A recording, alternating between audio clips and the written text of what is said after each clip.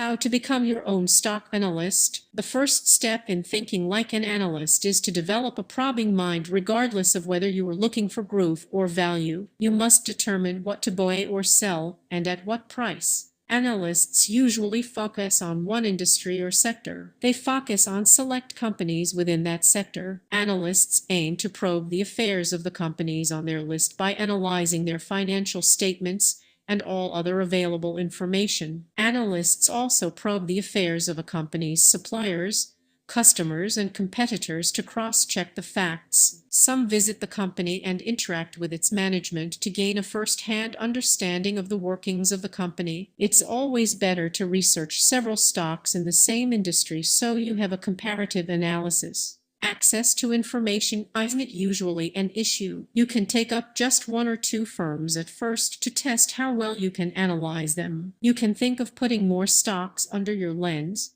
when you have more experience. Review analyst reports. Begin your analysis by looking over analyst reports. You don't have to blindly follow, sell, or buy recommendations that analysts make, but you can read their research reports to get an overview of the company. Look at its strengths and weaknesses, main competitors, industry outlook, and future prospects. Reviewing reports by different analysts can help you identify any common threads. The basic facts in all reports are common. Take a closer look at their earnings forecasts, which ultimately determine their buy or sell recommendations. Different analysts may set different target prices for the same stock. Always look for the reasons. What to analyze. You have to understand the various steps involved in stock analysis to arrive at a reliable conclusion about a stock. Some analysts follow a top-down strategy, starting with an industry and then locating a winning company. Others follow a bottom-up approach,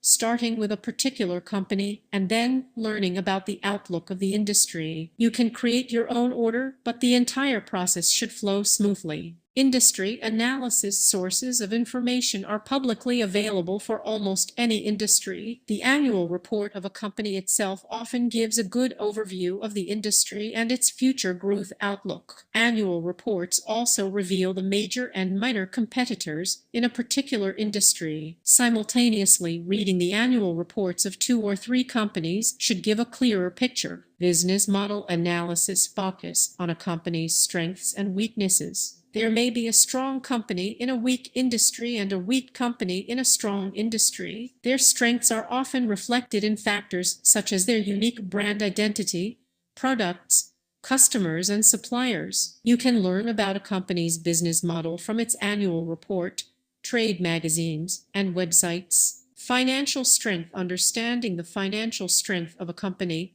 is the most crucial step in analyzing a stock. You should be able to understand a company's balance sheet, income statement, and cash flow statements. Numbers in the financial statements often speak louder than the glossy words of an annual report. Management quality. Management quality is another critical factor. It's often said that there are no good or bad companies, just good or bad managers. Key executives are responsible for the future of the company. You can assess company management and board quality by doing some research on the internet. There's a plethora of information out there about every public company. Growth analysis. Stock prices follow earnings. You have to know where future earnings are headed to know whether a stock's price will be moving up or down. Unfortunately, no quick formula can tell you what to expect for future earnings. Analysts make their estimates based on past figures of sales, growth, and profit margins along with profitability trends in that particular industry.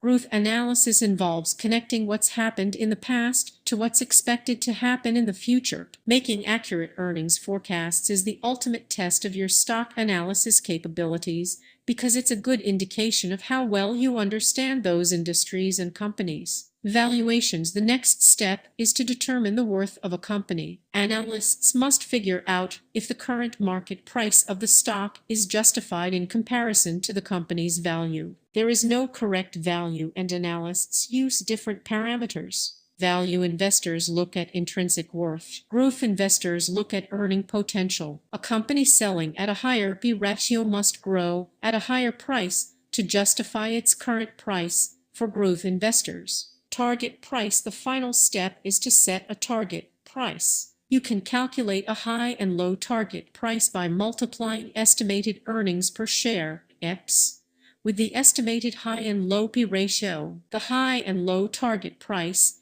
is the price band within which the future stock price is likely to move in response to expected future earnings. You can use it to reach your destination when you know the target price. What do stock analysts do?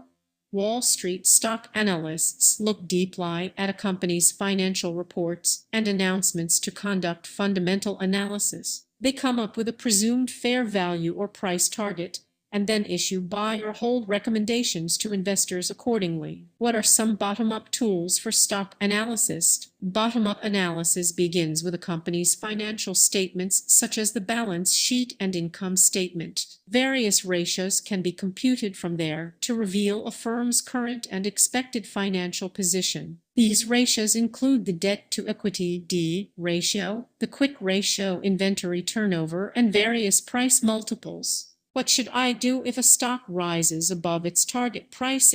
A security should be sold for a profit once it reaches or exceeds its price target. If you are confident in your original analysis, you may want to determine first if anything fundamental has changed that might raise the current price target. The bottom line, the largest constraint in becoming your own stock analyst is time. Retail investors who have many other things to do may not be able to devote as much time as professional security analysts. The ultimate goal of every investor is to make a profit, but not every investor or analyst is good at it. Never blindly accept what stock analysts have to say, and always do your research. Not everybody can be an investing expert, but you can always improve your analytical skills.